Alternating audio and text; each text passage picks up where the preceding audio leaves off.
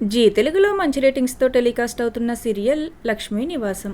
ఈ సీరియల్లో మెయిన్ లీడ్స్గా భావన, లాస్య, అంతర, ఏక్నాథ్, ఆర్యన్ ఇలా తదితరులు తమ యాక్టింగ్స్తోనూ అందంతోనూ అతి కొద్ది రోజుల్లోనే బుల్లితెర ప్రేక్షకులకు బాగా చేరువయ్యారనే చెప్పవచ్చు. మరీ ముఖ్యంగా ఈ సీరియల్లో మెయిన్ లీడ్గా జై క్యారెక్టర్లో యాక్ట్ చేస్తున్న ఆర్యన్ చేసేది నెగిటివ్ రోలే అయినప్పటికీ తన యాక్టింగ్తోనూ ఎక్స్ప్రెషన్స్తోనూ ఆడియన్స్ను బాగా కట్టుకుంటున్నారు.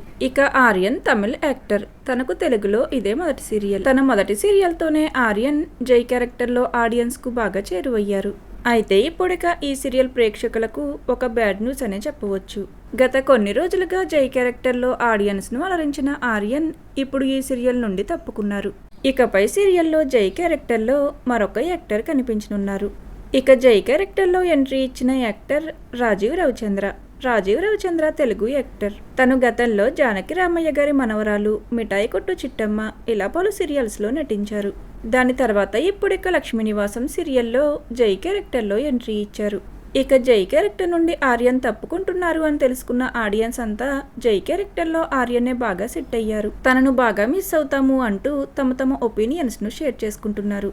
మరి లక్ష్మీ నివాసం సీరియల్ నుండి ఇంత సడన్గా ఆర్యన్ తప్పుకోవడంపై మీ ఒపీనియన్, అలానే జై క్యారెక్టర్లో రాజీవ్ రవిచంద్ర ఎంట్రీ మీకెలా అనిపిస్తుంది అనేది కామెంట్ సెక్షన్లో కామెంట్ చేయండి.